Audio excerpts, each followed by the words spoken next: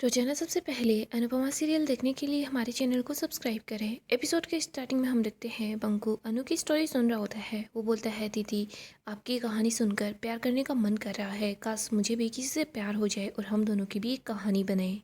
अनु बंकू के सर पर हाथ रखती है और बोलती है, तथास्तु। तभी यहाँ पर इशू आ जाती है। इशू बोलती है, अनुमा। अनु बोलती है, आजा अंदर आजा। इशू बोलती है, अनुमा मैं मार्केट जा रही हूँ, आपको प्लेन मैक्स चाहिए थे ना। अनु बोलती है, हाँ। अनु बोलती है, तू ले आएगी। इशू बोलती है, मैं ले तो आऊँगी, लेकिन प्लेन ही क्यों। अनु बताती है कि हम उनको हैंड पेंटिंग करेंगे। इशू बोलती है, अनुमा आपकी जो भी डिज़ाइन है आप मुझे दे दीजिए, मैं खुद से ही प्रिंट करवा दूँगी, थोड़ा बहुत काम तो कम होगा। बंकू बोलता है, काम कम करने की बात नहीं है, काम दिल से करने की बात है। दीदी आपको याद है ना, आपने गोवा में अपने हाथों से पोस्टर बनाए थे। दीदी आपने तो बोला था कि हाथों से किया हुआ जो काम है वो सीधा का सीधा लोगों के दिलों को छूता है। सारे मक्स दिखने में तो एक जैसे होंगे, लेकिन जो लोग होते हैं वो सारे एक जैसे नहीं होते, कुछ अलग तरीके के होते हैं, कुछ अलग होते हैं। तो उन सब के दिलों को तो छूना होगा, और लोगों के दिलों को छूने के लिए हमें कुछ अलग करना होगा। अनु बोलती है, हाँ शाबाश, ये हुई ना मैनेजर वाली बात। पंकु बोलती तो कुछ हो जाता है। ईशू बोलती है, अनुमा अपने मैनेजर को बोलो ना कि मेरे साथ मार्केट चले, क्योंकि इतना सारा सामान मैं अकेले कैसे ले पाऊंगी। इधर बंकू और ईशू मार्केट की तरफ चले जाते हैं। आगे हम तोशु को देखते हैं, जो माही का हाथ पकड़कर उसको बोल रहा होता है कि तुझे अभी के अभी घर से बाहर जाना होगा, तुझे यहाँ से निकलना होगा। वो माही को घर से बाहर निकालना चाहता है। इधर माही आवाज़ लगाती है, प्लीज़ कोई तो मेरी हेल्प करो। तभी यहाँ पर किंजल, अंश और बाकी के लोग आ जाते हैं। अंश बोलता है, काका आप ये क्या कर रहे हो। किंजल बोलती है, माही तुम ठीक तो हो ना। तोशु बताता है कि नहीं, ये बुरी की बुरी पागल हो चुकी है, इसने गौतम को डाइवोर्स पेपर्स भेज दिए हैं। ये सुनकर सब लोग हैरान हो जाते हैं। बा बोलती है, ये तूने क्या किया। कल तो अनुपमा की वजह से क्या कुछ नहीं हुआ, और आज तूने हम लोगों से सलाह लिए भी नहीं उनको डाइवोर्स पेपर्स भेज दिए। तुझे पता है कि अब क्या होगा। इधर तोशु बोलता है, मैं बताता हूँ क्या होगा। तोशु बोलता है, वो गौतम मेरा और पूरे के पूरे शाह परिवार का जीना दुश्वार कर देगा। किंजल बोलती है, उस गौतम ने पहले से माही का जीना दुश्वार ही कर रखा है। तोशु बोलता है, लेकिन उसने तुम्हारा, मेरा और इस परिवार का कुछ नहीं बिगाड़ा। माही तूने रो रो कर उस गौतम से शादी की थी ना, अब जा उसी के पास जा और कोठारीज के यहाँ पर जाकर ऐसा तमाशा बना, हमारे यहाँ पर नहीं। माही तू एक मिनट भी अब इस घर में नहीं रुक सकती। माही बोलती है, मैं आपके कहने पर कहीं भी नहीं जाऊंगी। तोशु बोलता है, ऐसे कैसे नहीं जाएगी। तोशु माही का हाथ पकड़ता है, उसको धक्का मार देता है। माही नीचे गिरी होती है। माही जैसे ही नीचे गिरती है तो वो देखती है कि वो एक पिल्लो पर गिरी है। माही के सर में चोट नहीं लगती। इधर तोशु को आकर किसी चीज़ की लगती है। जैसे ही वो सामने दिखता है तो वहाँ अनुपमा होती है। अनु माही के पास आती है, उसको उठाती है, उसको बोलती है, तुम ठीक तो हो ना। आगे हम गौतम को देखते हैं, जो कि बस प्रेरणा को ही देख रहा होता है। गौतम बोलता है, तुम्हें फोमो हो रहा होगा ना, क्योंकि प्रेम और राही तो कैफ़े की प्लानिंग के लिए गए हैं और तुम यहाँ पर नए कागजों पर पुराने पंचिंग बैग बना रही हो। प्रेरणा उसकी बातों पर ध्यान नहीं देती, लेकिन गौतम प्रेरणा के पास आ जाता है और बोलता है कि तुमने प्रेम के लिए क्या कुछ नहीं किया। प्रेम के लिए कितने सारे इन्वेस्टर्स लेकर आई, कभी इधर भागी, पूरा का पूरा लीगल वर्क भी तुमने खुद नहीं किया। और हाँ, मन ही मन प्यार किया, वो तो था ही अलग। खैर तुम इन बातों को छोड़ो। राही की एक माँ ने तो तुम्हारी मेहनत पर पानी फेर दिया और दूसरी वाली ने अरमानों पर पानी फेर दिया। देखो प्रेरणा, तुम्हारा जो फ्यूचर है साफ साफ नज़र आ रहा है। तुम कहीं जा रही हो अपना सामान लेकर, तुम तो बहुत ज़्यादा दूर जा रही हो, और वो भी हमेशा हमेशा के लिए। इधर हम तोशु को देखते हैं, जो बोलता है, मम्मी अब क्या निशाना मारती हो हमेशा की तरह, वो भी इससे। अनु बोलती है, तू इसी के लायक है और तेरी वजह से ही मेरा निशाना अच्छा हो गया है। और वैसे मुझे ये बता, तूने क्या सारी शर्म की शर्म बेच दी है। वह बोलती है कि समाज की लिहाज, इस घर की लाज, और हाँ मेरा जो ताज है, सब कुछ तो लेकर चली गई है तू, अब यहाँ पर क्यों आई है। अनु बोलती है, ये तो अच्छा हुआ मैं यहाँ पर आ गई, वरना माही के सर में चोट लग जाती और आप लोगों को हॉस्पिटल भाग कर जाना पड़ता। इधर अंश बोलता है, सॉरी। किंजल भी बोलती है, सॉरी मम्मी, आपने इसको बचा लिया, वरना पता नहीं क्या होता। इधर तोशु बोलता है, इसको बचाना नहीं बोलते, इसको भड़काना बोलते हैं किंचू बेबी। और मुझे तो यही लगता है मम्मी, आपने ही माही को भड़काया होगा। ये डिवोर्स है, कोई जिम नहीं है कि आपने कर लिया तो बाकी के लोग भी कर लेंगे। अनु बोलती है, अगर जिम गई होती ना तो ऐसे इस चप्पल की नहीं मारती, मैं सीधा का सीधा डंबल लाकर तेरे सर पर फोड़ती। इधर तोशु डर जाता है, अनु के हाथ में दूसरी चप्पल होती है। तोशु पाकी के पीछे छुपता है। अभी के अभी माही को सॉरी बोल।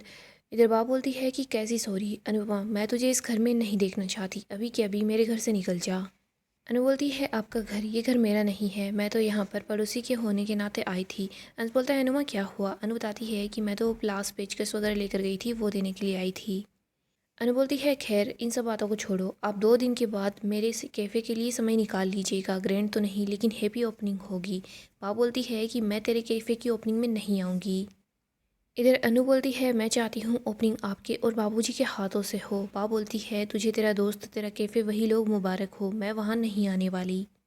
तेरे कैफ़े में अपना कदम तो क्या नज़र भी नहीं डालूंगी। बानू की चप्पल लेती है बाहर की तरफ फेंक देती है और बोलती है निकल अनुपमा, मेरे घर से निकल जा। किंजल बोलती है बापी क्या कर रही हो। अनु वहाँ से चली जाती है। इधर हम गौतम को देखते हैं जो बोलता है क्या हुआ प्रेरणा, यही सोच रही हो क्या कि अब तुम्हारे पास ना दोस्त रहेगा ना कोई सहारा होगा। कोई फिक्र मत करो, मैं हूं ना तुम्हारे साथ, मैं तुम्हारा सहारा बनूंगा।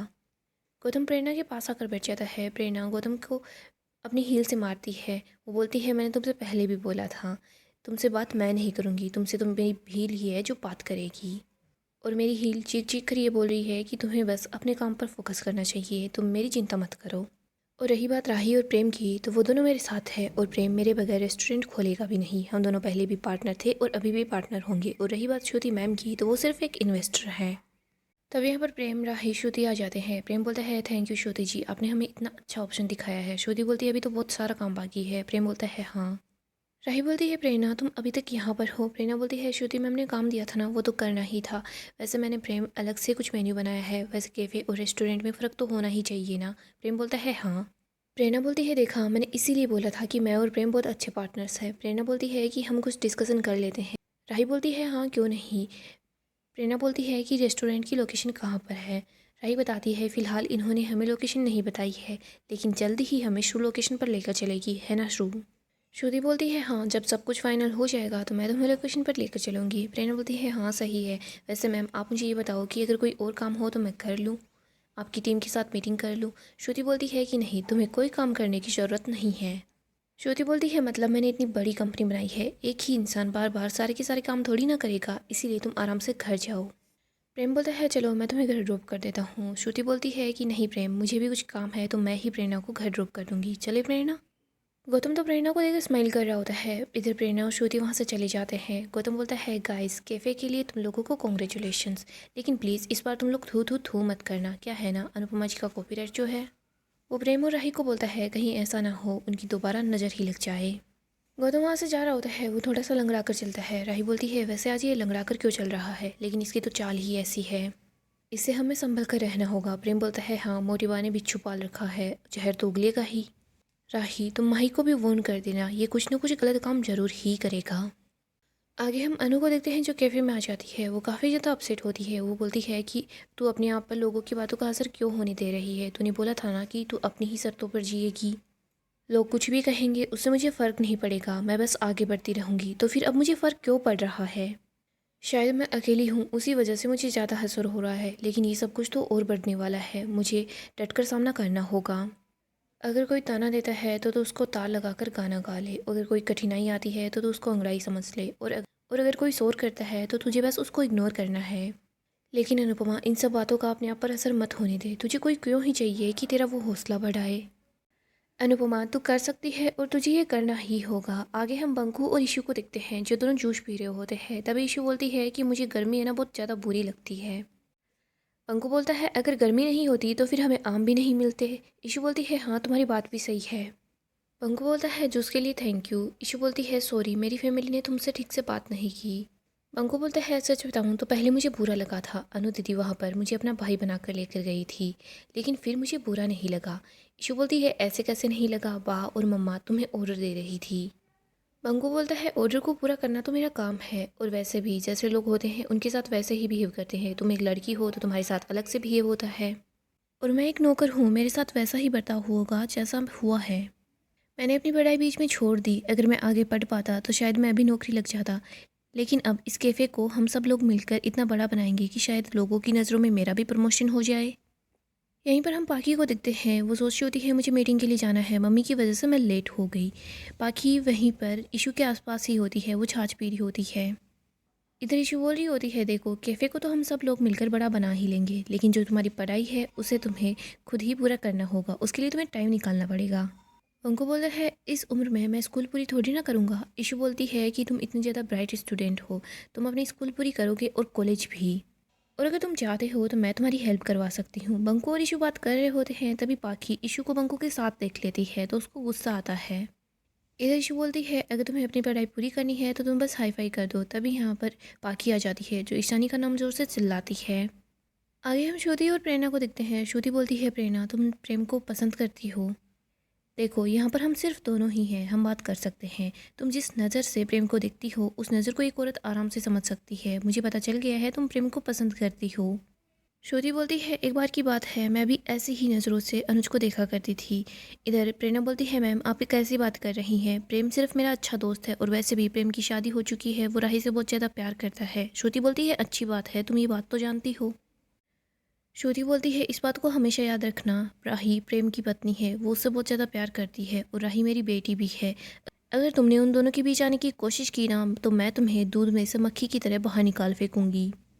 प्रेरणा बोलती है मैम राही और प्रेम मुझे और मेरे इंटेंशंस को बहुत अच्छे से जानते हैं, आप मुझसे अभी मिली हो तो आप मुझे नहीं जानती। श्रुति बोलती है और मैं तुम्हें जानना भी नहीं चाहती। प्रेरणा गाड़ी रुकवाती है और गाड़ी से उतरकर चली जाती है। आगे हम अनु और दिग्विजय को देखते हैं जो दोनों अपना काम कर रहे होते हैं। दिग्विजय बोलता है थैंक यू। अनु बोलती है मुझे किस बात के लिए थैंक यू बोल रहे हो। दिग्विजय बोलता है ये याद दिलाने के लिए कि मैं खिलाड़ी हूँ और वैसे भी खेल के मैदान को खिलाड़ी ऐसे छोड़कर नहीं भागता, चाहे जीत हो या हार हो वो अपने खेल को पूरा करता है। अनुपमा जी मैं तो भूल गया था कि मैं खिलाड़ी हूँ, लेकिन आपने मुझे याद दिलाया उसके लिए थैंक यू। अनु बोलती है कि इन बातों को मेंशन मत करो। तभी यहाँ पर बंकू आता है जो रो रहा होता है। अनु उसको बोलती है बंकू क्या हुआ, तू रो क्यों रहा है। तभी यहाँ पर पाखी आ जाती है। वो बोलती है मम्मी मैं आपको सब कुछ बताती हूँ, ये ईशानी के साथ घूम रहा था, इसको अच्छे से समझा दो, जो पैरों की चप्पल होती है वो कभी भी गले की वरमाला नहीं बन सकती। पाखी गुस्सा करती है और बंकू को बोलती है तू मेरी बेटी पर डोरे डालेगा। इधर अनु बोलती है पाखी पहले शांत हो जा और बता हुआ क्या है। पाखी बार बार गुस्सा ही कर रही होती है। अनु बोलती है पाखी पहले शांति से बता तो सही हुआ क्या है। इधर बंकू बोलता है दीदी मैंने कुछ भी नहीं किया है। पाखी बोलती है तू नौकर है, तू नौकरों की तरह ही रह, झाड़ू पोछा कर, बर्तन मांज, ये काम कर और मेरी बेटी के पास आने की कोशिश भी मत करना। इधर अनु को गुस्सा आता है और बोलती है कि चुप हो जा पाखी, ये नौकर है तो मैं भी नौकर हूँ, तू भी नौकर है, जो लोग काम करते हैं वो सब लोग नौकर होते हैं, तू नौकरी कर रही है मतलब तू भी एक नौकर ही है। और तुम लोग बोलते हो ना काम करने वाली बाई, वे बाई, ये जो वर्ड होते हैं ना ये तो सम्मान के लिए होते हैं। कम से कम ये लोग अपने लिए खुद से पैसे तो कमाते हैं ना, तेरी तरह यूँ मुफ्त की रोटियाँ नहीं तोड़ते। बंकू ने किया क्या है और ये जो नौकर नौकर बोल रही है ना, ये सब कुछ बोलना बंद कर दे, लोगों की इज्जत करना सीख, मेहमानों का सम्मान करना सीख। पाखी बोलती है मैं इस नौकर को इज्जत दूँ। अनु बोलती है चुप हो जा वरना मुझसे बुरा कोई नहीं होगा, मैंने जो पूछा है बस उसी सवाल का जवाब दे, ये क्या कर रहा था। पाखी बताती है ये मार्केट में सबके सामने इशू से बात कर रहा था। अनु बोलती है बात कर रहा था। पाखी बोलती है हाँ ये इशू से बात कर रहा था। अनु बोलती है तुझे सिर्फ बात करने से प्रॉब्लम है, कल को ये सांस लेगा तो तुझे उससे भी प्रॉब्लम हो जाएगी, गधेड़ी कहीं की। पाखी बोलती है हाँ मम्मी बात करने से प्रॉब्लम होती है क्योंकि कोई क्लास भी होती है। मम्मी ये ईशानी से हंस हंस कर बात कर रहा था, ये दो कुड़ी का नौकर उसके साथ हाई फाई कर रहा था, तो लोग क्या सोचते, इशू के बारे में क्या सोचते कि ये कैसी है। पाखी बार बार बंकू को नौकर नौकर बोल रही होती है। इधर अन्नू और दिग्विजय दोनों बोलते हैं कि चुप हो जाओ। दिग्विजय बोलता है कि थोड़ी बहुत बेसिक सेंस तो आप में ही होनी चाहिए। पाखी बोलती है सर मेहनत नाम की तो कोई चीज़ होती है ना, लेकिन इसमें बिल्कुल भी नहीं है, मुझे तो कहीं ना कहीं जॉब करनी ही पड़ेगी। दिग्विजय बोलता है ये लाइन सिर्फ अमीर और गरीब के बीच क्यों है, ये तमीज़दार और बदतमीज़ लोगों के बीच भी होनी चाहिए। अगर बंकू गरीब है तो आप बदतमीज़ हो। अनु बोलती है हाँ आप सही बोल रहे हो। इधर पाखी बोलती है कि आप बीच में मत बोलीजिए क्योंकि यहाँ पर बात मेरी बेटी की हो रही है। दिग्विजय बोलता है मैं बोलूँगा क्योंकि यहाँ पर बात मेरे बेटे की हो रही है। बंकू मेरे लिए मेरे बेटे से कम नहीं है और मेरा बेटा मेरी इज्जत है, आप मेरी इज्जत पर कीचड़ उठा रही हैं तो मैं चुप नहीं रहूँगा। पाखी बोलती है कोई बात नहीं है, आपका ये जो नौकर है ना सारी चीज़ें साफ़ कर देगा। अनु बोलती है लेकिन तेरी ये जो गंदी जुबान है इसको कौन साफ़ करेगा, नालायक लड़की। अनु बोलती है बाकी अभी के अभी घर जा, तेरी माँ तो तुझे तमीज़ नहीं सिखा पाई, लेकिन क्या पता तेरी बेटी ही तुझे तमीज़ सिखा दे। पाखी बोलती है नहीं जाऊँगी मम्मी, आप क्या कर लोगी, चप्पल मारोगी या फिर थप्पड़ मारोगी। अनु बोलती है अरे वाह तूने अच्छा आइडिया दिया है, मैं ये काम भी तो कर सकती हूँ। अनु अपनी चप्पल निकाल रही होती है, तभी पाखी बोलती है मम्मी मैं जा रही हूँ लेकिन आप इस बंकू को समझा दीजिएगा मेरी इश्यू से दूर रहे। ठीक है। इधर बंकू रो रहा होता है और वो बोलता है कि दीदी मैंने कुछ भी नहीं किया है, मैं और इशू बस पढ़ाई की बात कर रहे थे, वो मुझे बोल रही थी कि मुझे फिर से पढ़ाई करनी चाहिए, इसी बात पर हम दोनों हाई फाइव कर रहे थे। बंकू हाथ जोड़ता है और बोलता है आपके घर पर इज्जत पर दाग लगने से पहले मैं अपनी जान दे दूंगा। अनु बोलती है कि बंकू मुझे तुझ पर पूरा भरोसा है, तूने ऐसा कुछ भी नहीं किया है। अनु बंकू को गले लगाती है और बोलती है बस कर दे, देख दुनिया को झुके हुए सर बिल्कुल भी पसंद नहीं है तो तू सर उठाकर चलेगा। दुनिया लोगों को रौंद कर आगे बढ़ रही है तो तू अपना सर बिल्कुल भी नीचे नहीं करेगा, समझ गया ना। दिग्विजय बोलता है बंकू तू पढ़ाई कर, आगे बढ़, तेरे साथ मैं हूँ। अनु बोलती है कि हाँ, हम दोनों मिलकर तेरा साथ देंगे।